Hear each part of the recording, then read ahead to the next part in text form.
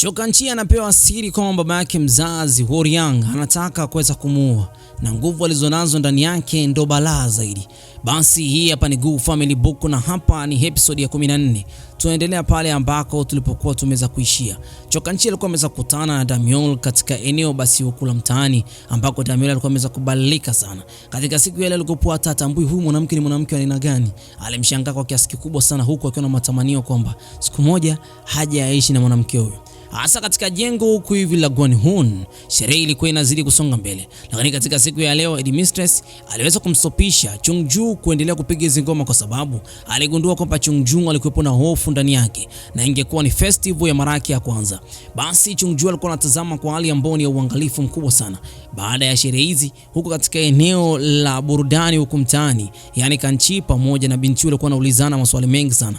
Kwa nini Kang-chi alikuwa anamshangaa binti huyu na binti alikuwa wazi kabisa kutaka kuweza kupindisha yale maswali yake. Kang-chi akaambia kwamba unaonekana tofauti katika siku ya leo. Siku nyingine uwaga unaonekana katika hali ambayo ni ukakamavu. Leo unaonekana kama vile binti ambaye ni wa ndani, anafaa kabisa kuwa mama wa watoto wa mtu fulani. Hapo binti aliweza kukasirika baada ya Kang-chi kuweza kuongea yale maneno, lakini hapo kumbe binti alikuwa anamtania. So unajua tena wanawake waga wanadekadeka.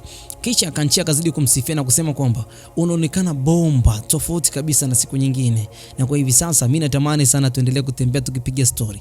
Hasa huko mtaani uwaga kuna utaratibu kwamba katika hizi sherehe unakiandika kitu ambacho unatamani katika maisha yako kiweze basi kutokea. Na hapa basi binti aliweza kununua taa moja na kisha akaweza kuandika kwamba anatamani Kang-chi aweze kupata Gu Family Book na awe mwanadamu. Kang-chi akawa anamwambia sasa ununue taa nyingine ili uandike maombi yako mengine kwa sababu hili hapa ndo ombi langu katika siku ya leo. Binti anasema kama ombi lako ndo hilo, hata mimi pia hili ndo ombi langu, natamani wewe uwe mwanadamu, tena uwe mwanadamu wa kawaida kabisa, niweze kuishi na wewe kwa muda mrefu sana kwa sababu na matamanio makubwa sana mimi na wewe. Yani Kang-chi alikuwa anatabasamu binti ambavyo alivyokuwa anaongea. Binti amemwambia kabisa wazi kwamba anatamani kuwa yeye awe mwanadamu na ipo wazi kwamba mwanamke huyu anampenda. Hasa katika nyakati hizo Woryang alikuwa anawatazama tu namna ambavyo watu wao walivyokuwa wanacheka huko katika hizi sherehe. Hii inamaanisha kwamba Woryang ameanza kumfuatilia Kang-chi na Woryang ndo baba yake. Yupo dhahiri kwamba anatamani kuweza kumuua. Kang-chi alishtukia lile jambo, kisha alipoanza kuangalia huku na kule hakuweza kuona mtu aina yoyote, lakini hisia zake zilikuwa zinamwambia kwamba kuna mtu alikuwa anamfuatilia na mtu huyo sio wa kawaida. Huku ngoma ilikuwa zinazidi kupigwa, Headmistress alikuwa anapiga ngoma kinoma noma. Alipomaliza watu wote basi wakawa wameweza kupiga makofi pale pale. Lakini cha ajabu ni kwamba huyu mgeni akasema kwamba hii ngoma imepigwa vibaya sana katika siku ya leo. Sikutegemea sherehe hii ambayo nimeweza kuiomba kwa muda mrefu itakuwa ya kishamba namna hii. Kisha akasimama na kuanza kuondoka. Waliomba msamaha sana lakini bado huyo madam alikuwa na hasira. Yani kwa kifupi ni kwamba huyo mtu aliyekuwa ameweza kualika hapa katika siku ya leo pamoja na Gwanhun alikuwepo ni mtu ambaye ana lake lilokuwepo moyoni mwake. Kisha akaamua kusepa. Inaonekana kwamba mtu huyu alikuwa ni mtu ambaye ana hasira sana. Kisha Gwanhun akawafuata tena katika chemba huko. Akajaribu kuweza kuomba msamaha kwa kile ambacho kimeweza kutokea kwa sababu mpiga ngoma vizuri na madam huyu alisema kwamba sihitaji kuweza kuonana na mtu aina yote. Walinzi wake walikuwa naye bumper to bumper. Ni watu walioenda juu mzee, hawana mbili kwenye moja. Gwanhun alikuwa anamtazama sana binti huyu kipindi ambacho anapita. Akahisi kabisa kama mtu huyu alikuwa anamfahamu. Akamuita Sebuka pamoja na Headmistress. Akasema kwamba inawezekana kwamba mtu huyu mimi ninamjua. Sasa Chungju huku mtaani alikuwa anapita taratibu katika hizi sherehe za kuweka taa mitaani. Hasa hizi sherehe huaga kama vile ni mila na desturi kwamba hiyo taa inamaanisha kwamba maisha yako ya mula unaofuata basi yanaweza basi akaenda kutimia kwa sababu ni maombi ambayo unakuwa na matarajio makubwa kama vile mwanga. Basi akakumbuka historia ya kipindi cha nyuma yeye pamoja na familia yake nzima akiwepo bwana mkubwa Taiso, Gobdon pamoja na Kang-chi walivyokuwa basi wanatembea katika hizi sherehe kabla matatizo yote haya kuweza kutokea. Sasa katika siku ya leo alikuwa anakumbuka namna ambavyo walivyokuwa basi wanatabasamu, furaha hapa na pale. Mara ghafla akakutana tena na Kang-chi. Kang-chi huyo hapa tena yuko na binti yani Damiol. Sasa Kang-chi ni bonge moja la mtu ambaye ana ushamba fulani wa mapenzi. Yani alikuwa ameshaanza kumpenda Chungju kinoma noma. Sasa Chungju kipindi ambacho anajeuka akataka kuweza kumuona Kang-chi, akaweza kumpamia mlevi mmoja pale. Huyo mlevi akawa anamshikashika na kusema kwamba wewe malaya, unaanza kunitongoza na tamani mimi hapa naenda kulala na wewe. Sina hela. Kanchi akaenda pale akamuokoa na akaweza kumwambia kwamba wewe mtu, hebu naomba uondoke hapa. Yule mtu aliposepa, basi Kanchi akaweza kuwasindikiza mpaka nyumbani. Kipindi ambacho wamefika katika jumba lao la makahaba, basi Miss aliweza pale kumwachia Kanchi angalau basi aweze kutupa nyavu zake 2-3. Kisha baada ya hapo binti akawa anamsikiza Kanchi namna ambavyo alivyokuwa basi anajaribu kuweza kumtongoza tena kwa mara nyingine. Binti anasema kwamba Miss so yule tena mzee Kanchi, wewe tafuta njia yako nyingine, mimi siwezi kuishi na mtu ambaye ni monster, yani ni shetani. Baada ya kuweza kukutazama katika siku ile, sikuweza kuamini kama nimeweza kuishi na mtu ambaye ni shetani kwa miaka mingi sana katika familia yetu na bila sisi kuweza kugundua, na wala sina mapenzi na wewe tena. Binti akaamua kusepa zake ndani. Kanchi wezi amini alitembea kwa usiku mzima, akarudi mpaka katika lile eneo ambako ameweza kumwacha Miss Damiol. Damiol alikuwa anamsubiria pale pale. Bwana, binti alikuwa anampenda Kanchi kinoma noma. Yani ni mapenzi ambayo si ya kawaida. Yani kashabadilisha zile nguo zake za sherehe, sasa hivi ameshavaa zake gwanda, amejiandaa tu kuweza kufika zake katika eneo la chuo. Sasa kibaya zaidi ni kwamba baada ya kuweza kumwona Kanchi naye pia aliweza kupigwa na butwaa namna ambavyo binti alivyokuwa ameweza kumsubiria kwa muda mrefu kinoma noma. Kanchi hapo binti akaweza kumkimbilia na kwenda kumsogelea. Kanchi akaulizwa kwamba vipi, umeweza kuwafikisha mpaka katika eneo la nyumba yao? Ndio, Kanchi akasema kabisa nimeweza kuwafikisha. Basi binti akasema kwamba inaonekana kwamba mtu yule unampenda sana, na ndio maana baada ya yeye kuweza kuonekana mbele ya macho yako uliweza kumfuata yeye na kuniacha mimi pale. Hii inamaanisha kwamba unampenda yeye. Basi binti akataka kuweza kuondoka kabisa. Kanchi akamfuata tena akiwa na hali ambayo ni ya uoga. Tayari kule ameshaweza kuchomolewa kwa sababu ya hali yake ya ushetani, na binti huku tayari naye pia anataka kuweza kumchomolea. Akamuomba msamaha, kisha akamwambia basi naomba tuweze kupata sehemu yoyote supu, sababu nasikia njaa sana. Huku chuoni basi Gondo anapata taarifa kumbe bana binti ya kulala katika eneo la chuo katika usiku wa jana mpaka asubuhi ya leo. Hapo Master Gondai anajaribu kuweza kuwatetea na kusema kwamba amna, nimewatuma waende kufanya mazoezi ya kukimbia. Basi Master Gondai akawa basi anataka kwenda kumtembezea Kanchi kichapo huko barabarani. Hasa Master Gondai akawa anajaribu kuweza kumzuia pale na kuweza kumwambia kwamba naomba utumie akili. Master Dam akiweza kugundua kwamba mtoto wake wa kike hayupo katika hili eneo, unafikiri itakuwaje? Hasa kipindi ambacho anajaribu kuweza kuzozana pale, Master hapo akaweza kutokea, yani Sheriff alipotokea tu pale akaanza kumwambia kwamba hamna shida, tutajaribu kuweza kuomo hapo, tunafanya mazoezi hapa na pale na Master Gon pamoja na Gondai. Sasa mimi mwenyewe pia ni mwanafunzi hapa. Yule dogo anajaribu kuweza kuongea pale, kisha akauliziwa Yora yuko wapi. Basi wakaanza kudanganya kwamba ameenda kufanya mazoezi pamoja na Kanchi kwa barabarani. Kisha baada ya kuweza kuongea kwa muda mrefu pale, taarifa ziliweza kufika katika eneo la chuo kwamba kuna mwanafunzi ameweza kuuawa, na huyu ni Kim ambaye alikuwa anajua kwamba ukweli kuhusiana na Kanchi kwamba Kanchi sio muuaji bali muuaji ni Woryang. Sasa katika siku ya leo zile taarifa basi ziliweza kuwapiga watu wote usoni mwao, uoga uliweza kutanda. Sasa hapo Master Dam ndipo basi akaamua kuweza kumkandamiza Gondai na kuweza kumuuliza yuko wapi Kanchi pamoja na Damior. Master Dam hakuweza kuvumilia yale maswali yake hapo Gondai aliweza kusema ukweli. Kisha tunamwona basi Kanchi anajipatia supu huku basi kuna wauni kadhaa walikuwa wanajipatia supu pale. Hasa wakaanza basi kuwazingua, nyewe wauni yani wanaoita kana Kanchi wauni. Binti akaweza kuamka pale akataka kwenda kuwatembezea kichampo. Kipindi ambacho wauni hao basi nataka kuweza kumpiga binti huyu, Kanchi akaweza kuzuia. Kisha hapo akatokea Mobonchul anasema kwamba nyewe wajinga, mnajaribu kuweza kumzingua Kanchi, mtu ambaye kwangu mimi hapa ni mheshimiwa mkubwa sana. Tunakumbuka kwamba Kanchi ndio alikuwa ameweza kumsaidia Mobonchul kule msituni ili asiweze kufa na akaweza kumuokoa kabisa. Basi wale wauni wakamwambia timka, ondokeni hapa haraka sana, msikae hata siku moja muweze kumzingua Bwashe, yani mtu ambaye namheshimu sana. Sasa Kanchi anashangaa huyu jamaa anaongelea kuhusiana na nini, afu anajisikia aibu kinoma noma namna ambavyo huyu muone alivyokuwa anajaribu kuweza kumtetea. Anawaambia wauni wake msijaribu hata siku moja kuweza kumuita Kanchi, mnapaswa muweze kumuita mheshimiwa Kanchi, ni mtu wa heshima sana. Hadi wenzake wakawa wanashangaa. Sasa katika nyakati hizo Zogoni pia aliweza kuwafuata pale na kuweza kuambia kwamba huko chuoni wanauliziwa kinoma noma na mzee wake amepanda hasira kinoma noma. Taarifa ziliweza basi kufika katika eneo la chuo kwamba kuna mtu ameweza kuuawa, na wengi wakawa wanamlaumu Kanchi na kusema kwamba Kanchi ndio muuaji, wakiwa wanaamini kabisa kwamba yeye ndio mwenye nguvu ambazo za kutisha. Hapo Master Dam alimtafuta Tyson na kuanza kuongea naye, wakiwa wanapanga mpango wa siri wa kwenda kumwangusha Gwanhun. Lakini huko katika eneo basi la jumba la Gwanhun, mwanamke huyu ambaye anaitwa Lady Miyamoto alikuwa anaombwa msamaha na Headmistress kwa kile ambacho kimeweza kutokea.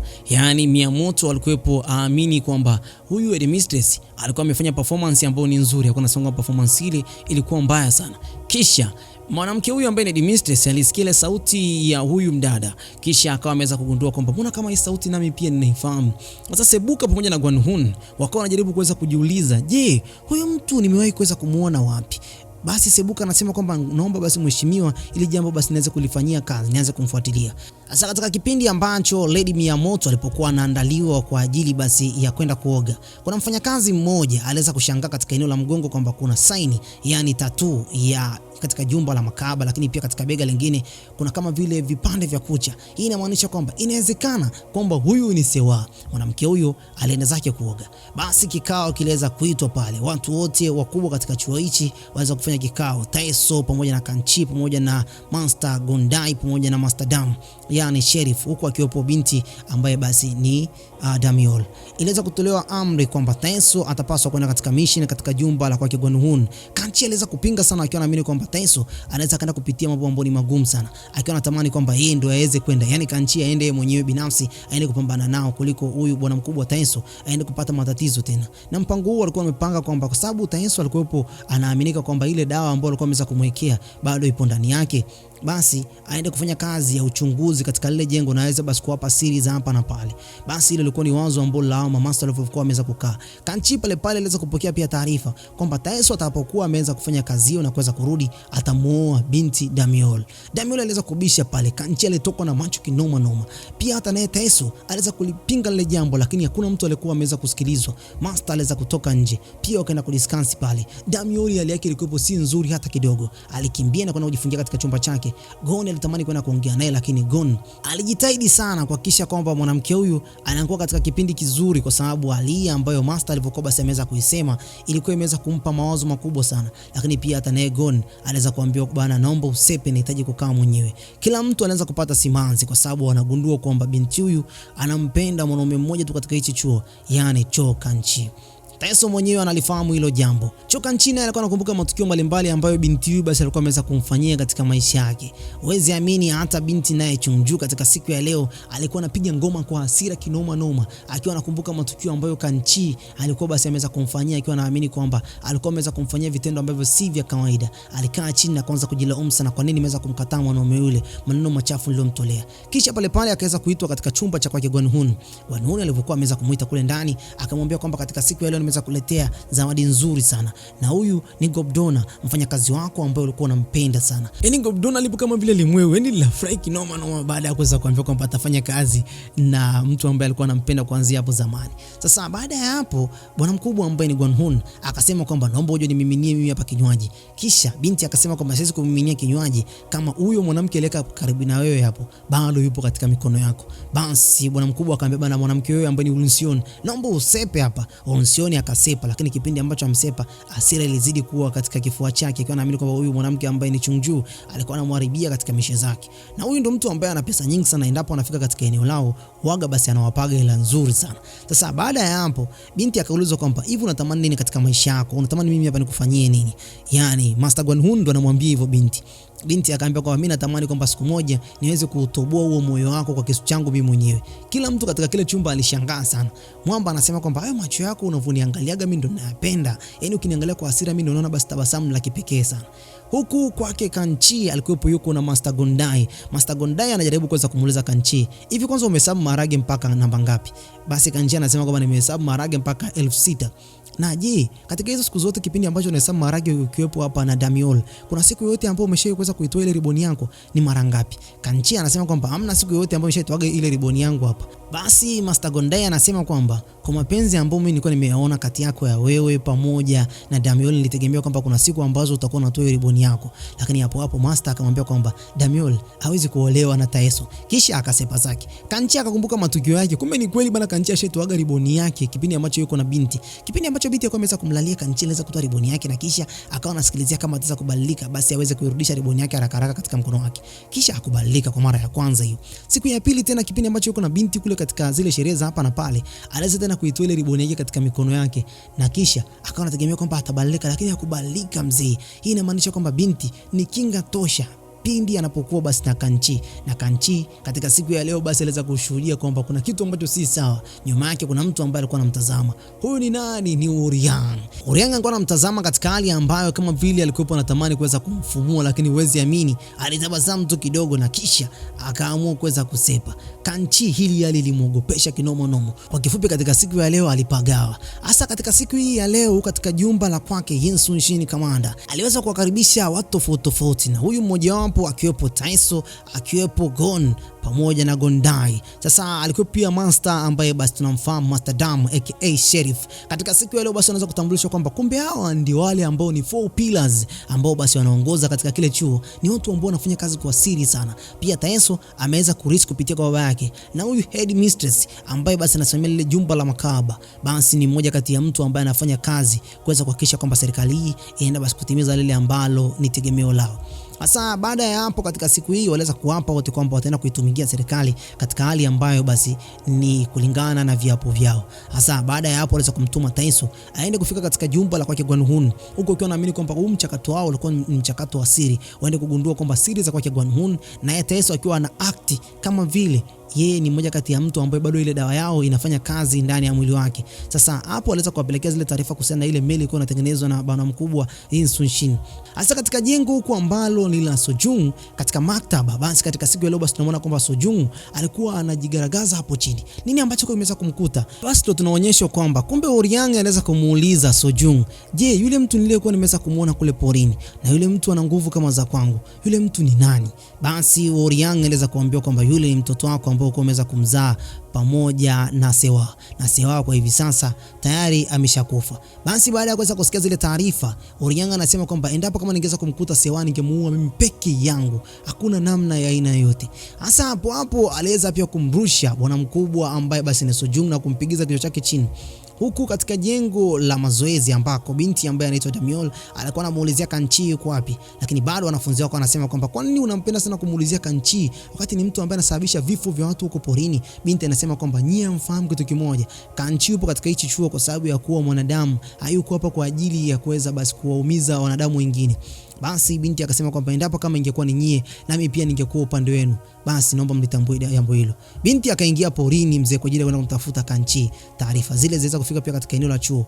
Basi huko kumbe Kanchi hakwenda huko porini, alienda katika nyumba ya kwake Sojung. Alipofika kule akamkuta Sojung yupo katika maktaba yake, na Sojung anamwambia kwamba baba yako mzazi Oriang ndo anakutafuta wewe aweze kukuua. Yule mtu ambaye kama umeshaanza kumuona huko porini ndo anaua watu, ndo baba yako mzazi. Naomba ukimbie mbali sana, atakumaliza kijana wangu. Hasa maskini ya Mungu, binti wa watu huko porini ndio alikuwa basi anamtafuta Kanchi. Akajua kwamba huyu anayetoa mgrungu hapo katika eneo la ukuta wote wa majani basi ni Kanchi. Kumbe maskini ya Mungu ni Oriang, na Oriang amekutana na binti macho kwa macho. Binti wa watu anamnyoshia upanga, kisha wakaanza kukimbizana. Kanchi anatoka nje huku kwa ajili basi kwenda kumtafuta binti. Kumbe binti maskini ya Mungu ndo ameweza kukamatwa na Oriang. Bonge la mtu limeenda hewani kinoma noma. Kanchi anasikia tu moyo wa binti ukisema kwamba Kanchi, naomba unisaidie. Binti hana mahali pa kukimbilia. Jomba limeenda juu linamwambia kwamba unanijua mimi ni nani? Unajua hapa niko kwa ajili gani? Yani bwana mkubwa Oriang alikuwa ana 2 kwenye 1. Akamsogelea tu hivi binti, akamshika katika eneo basi la kidevu chake, kisha akawa kama vile anatabasamu. Je, atamuua au atamwacha akiwa hai? Bana, mimi nafikiri kwamba sitakuwa na la ziada kwa muda huu. Tukutane katika episode ya 15. Bye bye for now. Ila usisahau kuacha subscribe hapo na comment yako hapo chini. Bye.